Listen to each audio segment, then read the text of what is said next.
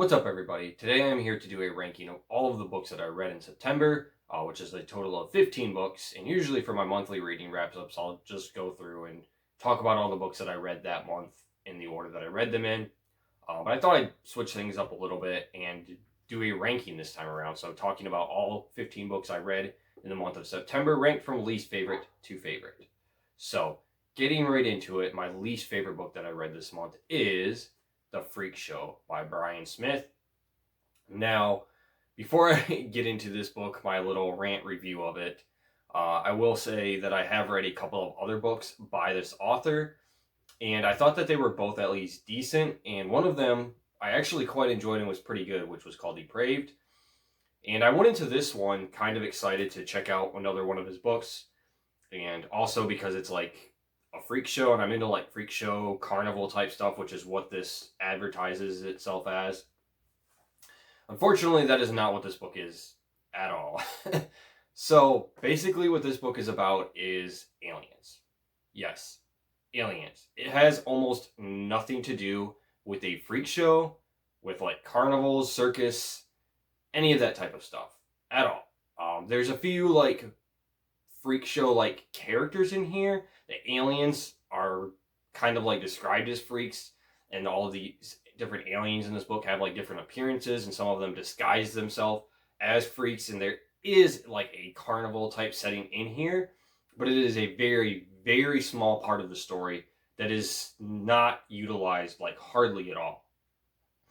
Yeah, basically what you have in this book is some aliens that invade Earth, and they have like this hidden invisible like spaceship center thing where they are basically just going around killing innocent people and trying to take over the world. That's it. That's pretty much the plot of this entire book. You have a bunch of random characters in here. I can't even tell you what the main character of this book was. I have already forgotten all of the characters' names in this. You literally are just following a bunch of random people as they become victims to these aliens, where the aliens will kill, in some cases like torture these people. And for an extreme horror novel, it's not even really that extreme. Like, this is one of the tamer extreme horror novels that I've read. It's not that detailed or descriptive in terms of like its violence and gore or anything like that. And I just felt very bored throughout this whole book, and it just feels very random. It feels like a type of story that the author was kind of just making up as he went along. Like, it did not feel like there was any thought put into this. It just feels like a very just brainless, just kind of mind-numbing book to me. And I did not like it at all. I thought it was, quite frankly, horrible. So yeah, I hate to say that. I have liked the other two Brian Smith books that I've read, but this is not one of his good ones. And the writing did not seem as good either. Like, his book Depraved, I thought was fairly well written and quite suspenseful at times, and it has you kind of rooting for the main character, even though they weren't like the most likable person ever. This book, I just didn't care about anything that was happening in here. Yeah, I gave this book a 1.25 out of 5 stars. The reason I gave it that little extra like quarter star rating is simply because, as much as I didn't like this, it's not quite like the worst book that I've ever read. I've read worse books than this, believe it or not. But yeah, out of all of like the adult horror books and, vintage and like extreme horror books that I've read in my lifetime, this is definitely one of the worst ones. And not only is this my least favorite book that I've read this month, but one of the worst books I've read all year. So yeah, this one was a major letdown. The Freak Show by Brian Smith, I don't recommend this one. All right, coming up next, not really much better than that one, a little bit better, but not much. We have John Carter of Mars, book number 11 in the Martian Tale series by Edgar Rice Burroughs. And I won't go into much detail about this book here. I just uploaded a ranking of this series if you want to go and check that out. But sadly, this is the worst book in the series. It consists of 2 novellas, and the first novella is written by Edgar Rice Burroughs' son, and it is not very good at all. It is very amateurish. It feels like really bad fan fiction. And then the second novella in here is called Skeleton Men of Jupiter, and it basically serves as like the finale to the series. And I did not think that one was very good either. It was written by Edgar Rice Burroughs, so the writing itself wasn't terrible, but the story just, wasn't really that great. So yeah, John Carter of Mars, I gave this book a 1.75 out of 5. Worst book in the series, unfortunately. All right. Book number 13 in my ranking for the worst books that I've read this month um, is How to Sell a Haunted House by Grady Hendrix. Now, this is my very first Grady Hendrix book, and I was kind of looking forward to this. And kind of like Brian Smith's The Freak Show, this book is a bit misleading in what it advertises itself to be. I went into this expecting a haunted house story. This is not a haunted house story at all. Now, I have read Grady Hendrix's nonfiction book, Paperbacks from Hell, and I quite enjoyed that, and I've been aware of this author and his work for some time, but this is my first time reading one of his novels, and I kind of expected going into this that it was going to be like kind of a horror comedy, because that's what he seems to be known for, and I feel like a lot of the titles of his books kind of like imply that, you know, that they have a bit of a comedic side to them, and this certainly does. However, I was hoping that this would be more of a haunted house story, and instead what this is basically about like this cursed or possessed like evil doll slash puppet thing. Yes, this is a cursed haunted doll story. It has nothing to do with the haunted house whatsoever. And I'm not ranting on this book just because it's a little bit misleading or has like false advertising. My main negative with this book is actually pretty much the entire first half of this book consists of the two main characters. They're two siblings, older siblings, like in their 30s, I think. One of them has a kid and a boyfriend, and the other one is single. Their parents pass away, and they have to like fly down to their parents' home and deal with like all of the legal matters and that, and attend the funeral. And their parents' wills like kind of contradict one another, and these two siblings, the main characters of the story, are basically fighting over like the last will and testament of their parents and arguing about who gets what, who's going to get the house. And literally, I'm not exaggerating, the first 150 to 200 pages of this book is these two siblings just arguing and fighting and bickering over this matter for the first half of the book. No exaggeration.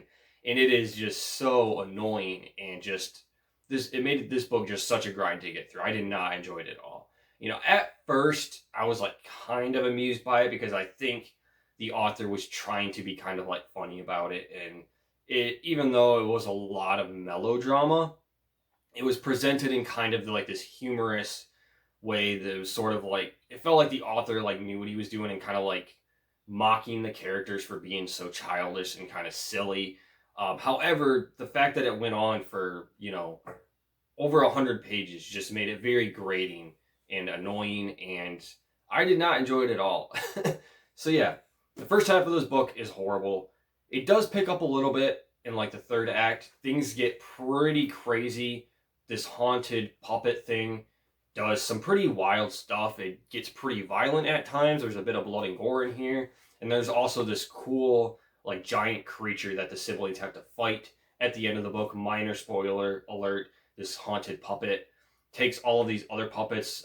Their mom, before she passed away, she was like a big collector and had all of these different puppets and dolls and stuff.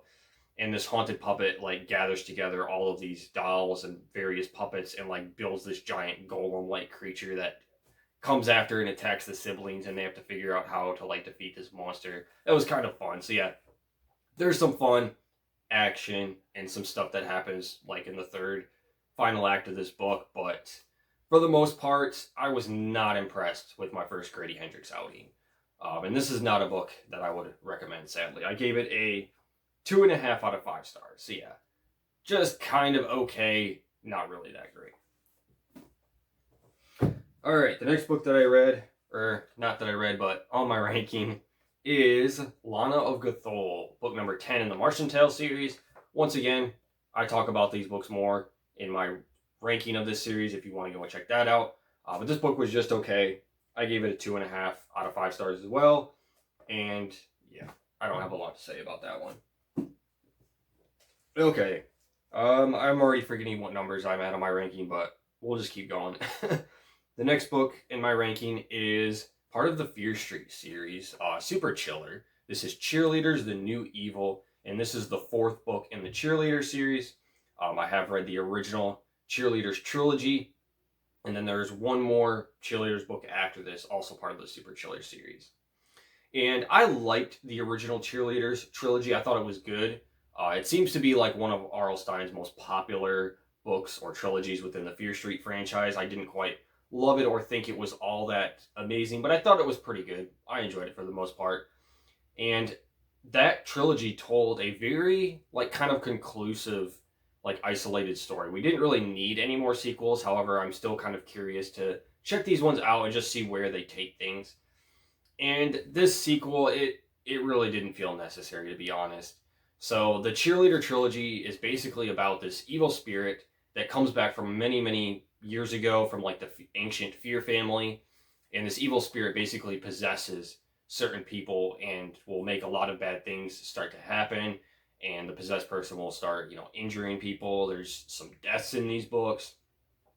And in this one, the way that the evil spirit comes back, because again, the trilogy is kind of a conclusive story and they defeat the evil, but the way that it comes back in this book is absolutely ridiculous. Basically, you have all of the main returning characters in this book from the trilogy, with Corky being the main character, and she and her friends witness some bad events, and they're worried, they're paranoid that the evil spirit might be back. They're facing a bit of PTSD from everything that happened previously. They think the evil spirit is back somehow. And so what do? They decide to hold this little like ritual thing and chant and try to call out the evil spirit to destroy it again. And what happens is that they end up calling up the evil spirit for real. The evil spirit was never back. All of these things that happen, there's like some characters that get injured and just some weird accidents that take place that make them suspect that this evil spirit is back. But those all turn out to just be accidents. And in their little like ritual thing that they're doing, I don't know what it is, they end up conjuring up the evil spirit. So yes, in their paranoia, the main characters of this book call up the evil spirit back, and then they have to go through and try to figure out to defeat it once again. And yeah, I don't know what else to say. This book was just kind of okay. I also gave this a 2.5 out of 5 stars, I believe.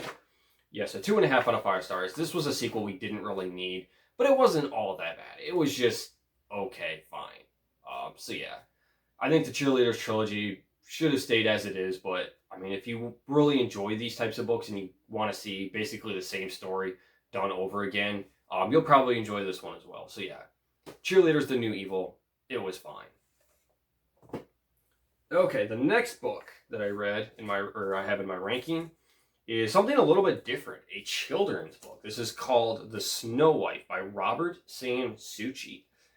Now, this is a book that I found at a library book sale recently, and the reason I picked it up is pretty much because of the author. Robert San Souci is an author that I have recently fallen in love with, and I plan to collect all of his books if I am able to, even his children's picture books, of which he wrote quite a few of, this being one of them, of course.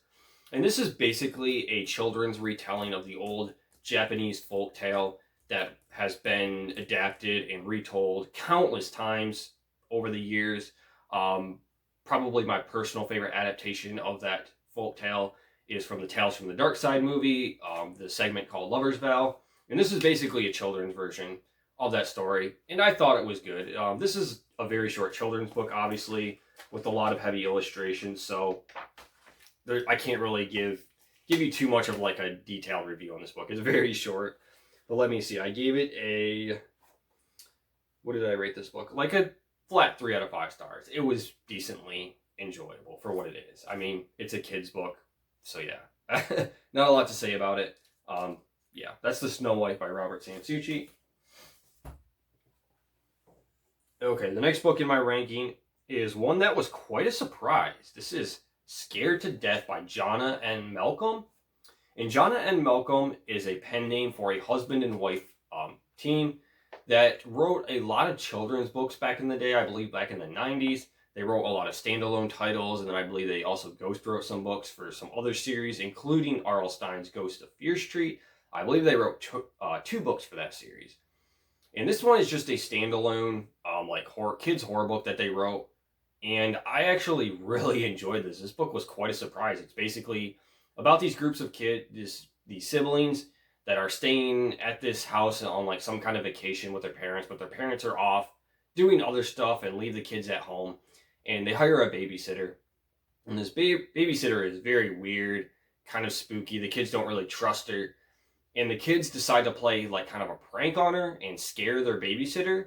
And they end up accidentally killing her. They like scare her to death. It's presumed that, maybe she has some kind of heart attack or something.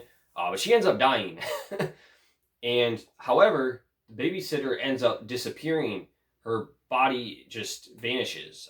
The kids like aren't sure what to do about it at first. They try to like cover it up. They hide their babysitter's body. It's kind of messed up for a kid's book. And then the next day when their parents come home, the babysitter is just gone. And then they learn that their babysitter might not be human after all. She could possibly be some kind of ghost or witch. And then she occasionally makes appearances throughout the story, like kind of haunting the kids and threatening them. And there's some creepy and eerie scenes that happen. And yeah, and this book was just a ton of fun, and it has a lot of good humor in it too. I really enjoyed the banter between the siblings in here, as well as the parents. This was just a very funny book, but also like kind of dark and twisted at the same time. I only gave it a flat 3 out of 5 stars, but honestly, it gets a very solid, like kind of a high 3 out of 5, if that makes sense. This is a book that I would recommend checking out if you're into reading kids horror. And from what I've understood, or from what I know about this, it just seems like kind of an obscure book. Like, I've never really heard much about this or even this author. Like, I just kind of bought this on impulse at a used bookstore. I just saw it sitting on the shelf one day. I'm like, yeah, you know what? I'll buy that. I recognize the author name from them writing a Ghost of Fear Street book. And yeah, this was a very fun, very pleasant surprise. So yeah, that's Scared to Death by Jonna and Malcolm. Like a 3 out of 5 stars for this one. Okay, the next book in my ranking is Short and Shivery by Robert San Souci. I believe there are 4 books in the Short and Shivery series, and these books have a lot of short stories in them. I don't know how many it is exactly, but it's a lot. It says right here on the front cover. God, I'm an idiot. 30 chilling tales. And all of the stories in here, again, are very short. They're anywhere from like 2 to 5 pages long. And they're all retellings of old like folk tales, campfire stories that have been around for a long time with origins unknown in some cases. And what's cool too is there's like a little note section in the back where Robert San Souci will tell you about like his version of the story, how much he changes. And some of these stories are more like original ideas that he came up with, but he injects like certain elements of them that have been used in the old folk tales and things like that. So he kind of like goes through and gives you like a brief explanation on each of these stories, on how he came to write it, how faithful he stays to like the original, stories that he's adapting, things like that. And yeah, like the rest of Robert San Souci's work that I've read, I greatly enjoyed this. I thought it was pretty good. I gave it like a flat 3 out of 5 stars, but again, a very solid 3 out of 5. And as you'll see shortly too, we will be talking about more Robert San Souci books that I read this month. So yeah, that is Short and Shivery. This is the very first book in the series, by the way. Okay, the next book in my ranking is a vintage horror novel. I haven't been reading too many of these lately, and this month I decided to read a few more because I don't know if you can see them on my shelf behind me, but I have quite the collection of vintage, like paperback from hell era books, and a lot of them I have not read yet, so I need to start catching up and reading some of those. So I decided to pick this one up this month, and that is Obelisk by, I'm not going to pronounce his name correctly, or her name, Erin M. Ellie. I hope I'm pronouncing that correct. And it's got this really cool step back art. Unfortunately, it's damaged, kind of split right here, so I have to be careful. But it's got this really cool step back art. I hope you guys can see that. But yeah, Obelisk is basically about this guy that is an archaeologist, I believe, or Egyptologist, or whatever. I don't know. The terminology is escaping me. And he is exploring this pyramid, and him and a friend decide to go into this pyramid late at night after the workers all leave and it's been closed up. And the one friend decides to steal some treasure, and the main character also takes like this like necklace type thing, I think, off of a mummy. And what ends up happening is the mummy's like spirit. He was once this high priest, like thousands of years ago in Egypt. And when he takes like this necklace and puts it on him, somehow the mummy's like spirit comes and possesses the main character. And then throughout the story, the main character has sort of these lapses where the spirit takes over his body, and he will go and like murder people. He has this very murderous intent, and he will like eat their flesh. So he's like turning into a cannibal basically. And then he'll wake up the next day with no recollection of what happened, but he'll wake up with like blood on his clothes and things like that. And yeah, this is basically just a story about a guy that gets possessed by this evil spirit of this mummy, this like high priest from thousands of years ago in Egypt after stealing some treasure. And then throughout the book, there's also sort of like this mystery and police procedural. I can't talk right now.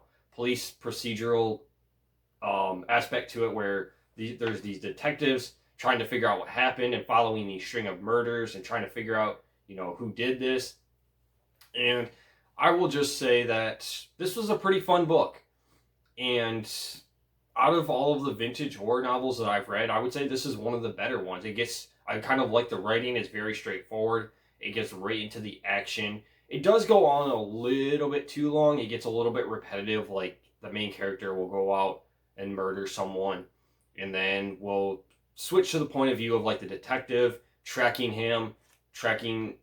these murders and trying to figure out what's going on. Then we'll switch to the point of view of the main character's girlfriend as she tries to figure out what's wrong with her boyfriend, or I think fiance, or maybe they're married. I can't remember. And yeah, so it switches points of view between all these different characters. And it does get a little bit repetitive. I think this book could have been trimmed down a little bit. It's almost 400 pages. I think it could have been trimmed down to like 350 maybe, or 300. It's just a lot of the same events kind of taking place over and over again. But for what this was, I enjoyed it. This was just a kind of a cheesy, just fun horror novel about a guy being possessed by a mummy and going around killing people. There's really not a lot more that I can say about it. It obviously wasn't great or anything. I gave it a flat 3 out of 5 stars, I think. Yeah, flat 3 out of 5. But it was pretty enjoyable for what it was, and I don't really have a lot negative to say about it. If that sounds like something you might enjoy, I would recommend checking this out. Apparently this author wrote quite a few more vintage horror novels, which I will definitely keep an eye out for, and I might want to read in the future. So yeah, that was Obelisk by Erin M. Ellie. I hope I'm pronouncing that name correctly. Okay, the next book in my ranking is another vintage horror novel, and this one is The Pack by David Fisher. And this one I also quite enjoyed. I gave this one a 3 out of 5 as well, but the more I think about it, I think this one might be like a 3.25 out of 5. I think I enjoyed this one slightly more. And this is a very lean novel. I believe it's only like 200 pages, or just barely over 200 pages, so it gets right into the action of things. Doesn't waste a lot of time. It's literally about a pack of killer dogs. What more can you ask for? Everything in this book, like the character development, like everything aside from the obvious killer dog aspect, doesn't really overstay its welcome. There's a little bit of drama between some of the characters, and we get just enough character development as that's needed for this type of story. And yeah, it's basically about this guy and his family who's going to visit his parents, the kids that visit their grandparents, and they live on this island in New York, I think it takes place in, or somewhere around there. And it's in the middle of winter, and everything is kind of shut down, and they become sort of isolated and trapped on this island. And there's this pack of murderous dogs just wandering around the island, and they decide to make this family their prey because they are all starving and hungry. And yeah, it's just about these dogs attacking this house, attacking this family, and the father of the family trying to protect and defend his family and fight off these dogs. Yeah, very straightforward story, but I enjoyed it. It was good. I don't really have a lot else to say about it. I feel like this and Obelisk are pretty good examples of what a paperback from hell should be, like a vintage horror novel. Just a straightforward, fun story, nothing too complicated or complex. Just a story about some killer animals or monsters with some nice violence in it. I feel like that's exactly what you want out of a book like this. So yeah, it gets the job done. The Pack, it's like a 3.25 out of 5. This was a pretty good book. Okay, the next book in my ranking is Dare to be Scared, another Robert San Souci book. This is the first book in the Dare to be Scared series. There's a total of 4 books in this series. And up to this point, I had read only the second one, the sequel, Double Dare to be Scared. And this one I enjoyed, maybe not quite as much as the second one. The second one was really good, but I enjoyed this one as well. It has a total of 13 short stories in here. And let me look at the contents real quick to see if I can remember what my favorite ones were. Space is the Place was a pretty good one. The Halloween Spirit I really enjoyed. Playland was a fun story. Definitely one of my favorites in here. Playland was basically about like this, kind of like this haunted house and like this carnival, like amusement park setting. That was a very fun story. One of my favorites. Mrs. Moonlight was a really good one. One of my favorites. And then the last story in here called Bako Tal, which is like some kind of ancient evil spirit, I think, or creature. That one I really enjoyed as well. So yeah, but all the stories in here were at least decent. There were no bad stories in this book. I really enjoyed this one. This was a pretty good book. I gave it a 3.25 out of 5. And I continue to be amazed at Robert San Souci's work. And these Dare to be Scared books, unlike the short and shivery ones, tend to be more original stories and original ideas rather than him just kind of adapting old folk stories. So there is some of that in these, but it's mostly like original ideas, or he'll take just like a germ of an element from an old folk story and just kind of tell his own like full version of that. So yeah, Dare to be Scared. This was a pretty good book. All right, the next book in my ranking is another Robert San Souci book. This one is Triple Dare to be Scared. So I now only have one more book in this series to read, which is the last one, Dare to be Scared 4. And this one is a hardcover, a little bit bigger book. For some reason, when I was shopping online for these, I could not find paperback versions of the third and the fourth book in the series. I don't know if they exist. For some reason, I just could not find them. So it's kind of annoying that I have 2 paperback versions of the first 2 books, and then 3 and 4 are both hardcovers, but it is what it is, I guess. And much like the first book, I greatly enjoyed this. I thought it was really fun. I also gave it a 3.25 out of 5. Honestly, I could probably just round both of these books up to like a 3.5 out of 5 stars. And not every story in here is great. I was actually a little bit nervous when I started this because the first couple stories didn't really grab me all that much. I thought like the first 3 stories in this book were just kind of okay. They didn't really amaze me. However, this book really shines in the second half. There's some really good stories like at the end of this. Let me find the contents real quick so I can go over some of my favorites. Bar Sight is one of my favorites. It's basically about this kid and his friend who go to like this private like Catholic boarding school or something like that. And the one kid is Russian, and he is also very sick and has some health issues. He has like a heart murmur or something, and it is explained that he could pass away at any given moment. And he is very kind of like a nerdy kid and into computers and programming and things like that. And his friend, the main character of the story, is also kind of nerdy and into characters. So they form like this very close friendship. And together they kind of create this computer program / game called Farsight, which is, I think, kind of explained as like this giant just like RPG computer game or something where they can go into this world and escape and just have fun.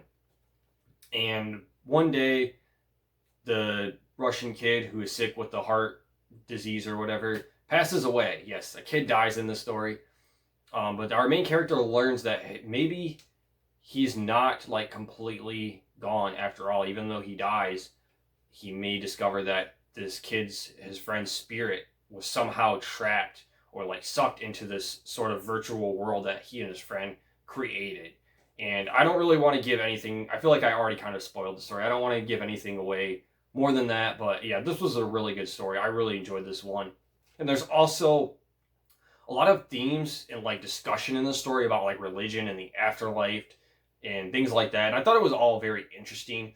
And like most of the stories in this book, it was very short, and I feel like it didn't fully explore this idea as well as it could have. I would have liked to see this story maybe expanded upon a little bit. It felt a bit abrupt, especially in its ending, but the idea itself was so much fun, and I thought this was a great story. Definitely one of my favorites.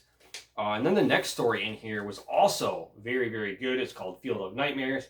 And it's basically about this kid and his friends, and they're out in this just field somewhere playing baseball. And this kid is kind of weird, and he's into like occult type stuff. And he has this book with him that has like a pentagram on it or something. And him and his friends are like coaxing him into this baseball game. They're like, "Come on, man, let's just play baseball. Stop messing around with that, witchy stuff." And the kid's like, "All right, but before we do, hold on, I want to try something out real quick." And he like puts some candles around and draws something, probably like a pentagram on the ground or whatever. And lo and behold, he accidentally conjures up some monsters, these giant demonic like monster creatures. All of them have different appearances, and they just wander out into the baseball field that these kids are in, and basically tell the kids that they are going to play baseball with them. And if the monsters defeat the kids, then the monsters are going to eat them. So yes, this was a very fun story. Kind of like Farsight, I felt like it was a little bit short. I would have liked to see this idea explored a little bit more. I would have preferred to have a bit more detail about the game itself, where the kids are basically fighting these monsters and playing baseball against them. They're playing for their lives, essentially. However, this idea was just so much fun. It was just so entertaining. It was funny. I had a good time reading the story, and then there's a big twist ending. And yeah, I gave both of these stories like a very high, like a 3.75 out of 5, kind of shy of 4 stars. Those were like my 2 favorites in this book. However, there were a lot of other good stories in here as well. A couple of my other favorites were Bookworm was a really good one, which is the second to the last story. That might be my 3rd favorite. That was such a great story. That was probably my 3rd favorite in this book. I gave that one a 3.5 out of 5 stars. But yeah, there weren't any stories in here that were bad. Again, the first couple were kind of mediocre, okay. I was a little bit nervous after reading those. But for the most part, I really enjoyed this book. Like a 3.5 out of 5 stars. And I look forward to reading the last one in this series. So yeah, that's Triple Dare to Be Scared.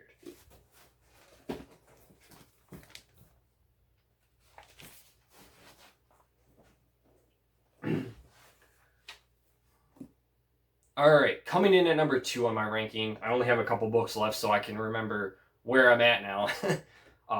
My second favorite book that I read this month in September is The Savage Tales of Solomon Kane by Robert E. Howard.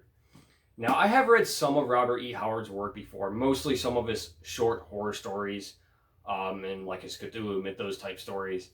This is my first time reading some of his more like original work, I guess you might say. I mean, for those of you who might not be too familiar with this is very old pulp fiction written in like the 30s, I believe.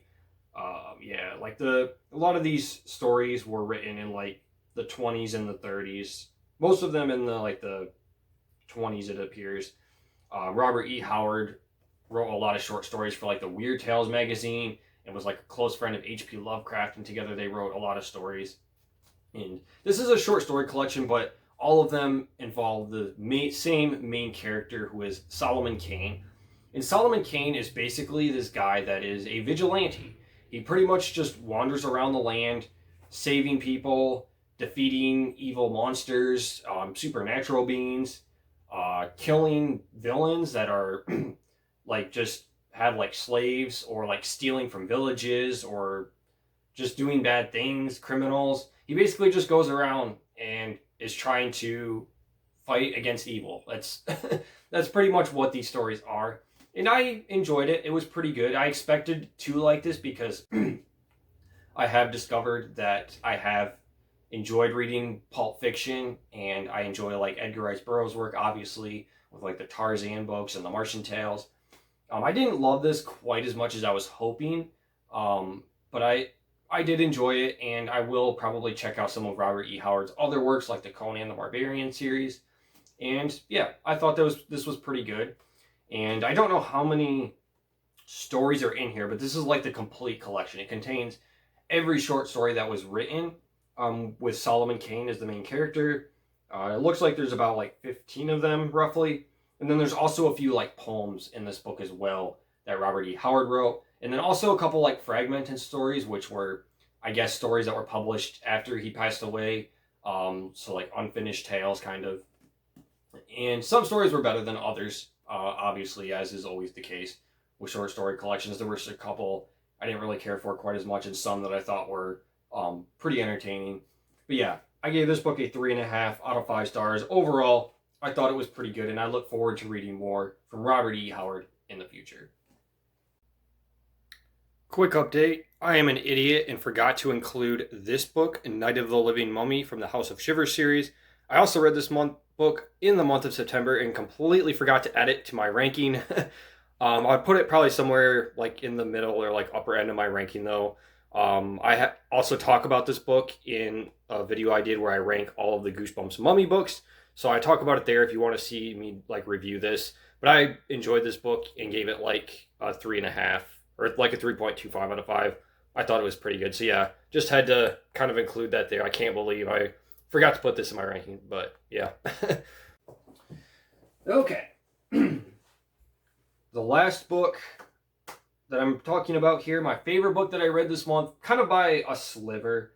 I would say all of these top books that I've been talking about, such as The Dare to Be Scared, Solomon Kane, and then this one, are all ones I greatly enjoyed that I kind of had a hard time deciding between. But I had this as my favorite book of the month, and that is The Haunted Mask graphic novel. This is an adaptation of the Haunted Mask novel from the original Goosebumps series, and this was really, really good. I was shocked at how much I liked this.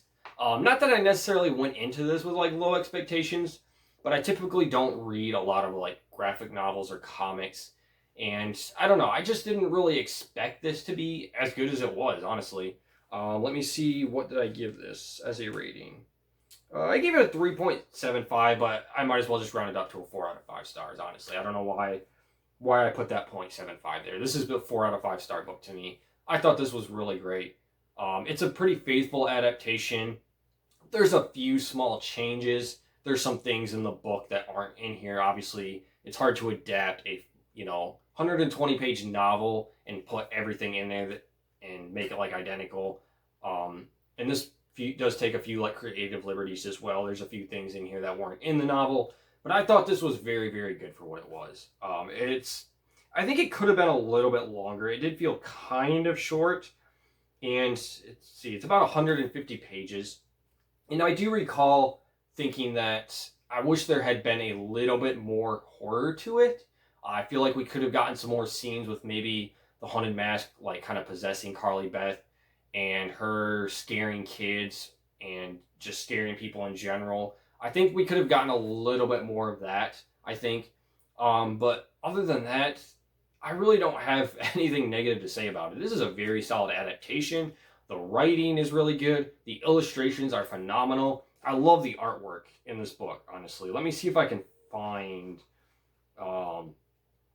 the illustration. There's a scene where she goes into the shopkeepers.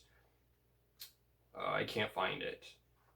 But there's a scene where she goes into like the shopkeeper's place to like find a mask for Halloween, and it has like illustrations of all of these different masks on the wall, not just the haunted mask, all of like these creepy ones, like the forbidden ones that he's not really selling, and they are all just so well done. I love the artwork in this book, and yeah, I don't really have much else to say about it. This was a very, very good adaptation. Not quite as good as the original novel, but I didn't really expect it to be. I don't know how you can expect that out of it. I mean, it's a graphic novel adaptation, but it's still pretty great. So yeah, that was my favorite book that I read this month. 4 out of 5 stars. That is it, guys. That is all 15 books that I read this month in September. If you have any thoughts you want to share about any of these or comments, let me know down below. That is all I have for today, guys. So thank you so much for watching.